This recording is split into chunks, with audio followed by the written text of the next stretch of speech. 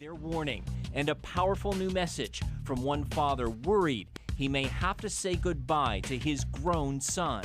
Do I tell him, son, you're not going to make this? Or do I just tell him I love you and try my best not to cry through it? 3 big stories next on NBC5 News at 10.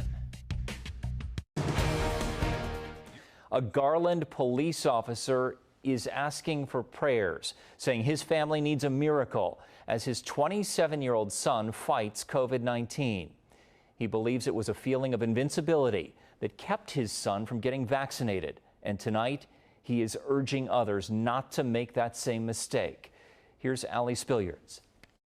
Ask Granado about his son. Fabian is an incredible person. And he'll paint the picture of a man's man. He can weld, he can fix cars, he rides motorcycles. A strong and sometimes stubborn 27-year-old who can do just about anything he puts his mind to. He has the heart of a servant. He's very giving. It's an image that's hard to reconcile with the person now lying in a hospital bed, relying on machines to stay alive.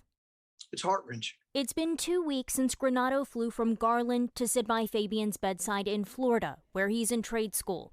He said he encouraged his son to get the COVID vaccine, but Fabian didn't make it a priority. He thought that if he got COVID, that he could beat it, because he's always had this I can fight anything, I can win anything attitude. But for the first time, Granado fears he won't. With Fabian hooked to both ECMO and a ventilator, he's hoping for a miracle and relying on prayers, which have poured in not only from North Texas, but all over the world. Still, he fears the worst. If it comes to that point, what do I tell him? Do I tell him, son, you're not going to make this? Or do I just tell him I love you and try my best not to cry through it? It's an unimaginable situation for any parent, one he hopes others won't have to face. If there's one thing that Fabian can do, if his life can do to save people out there, to serve God's will, listen to me and go get your vaccine. Allie Spilliards, NBC5. Granado says as a police officer, he made the decision to get his vaccine early on. Fabian's story has convinced others in their family to do the same thing. Tonight, a big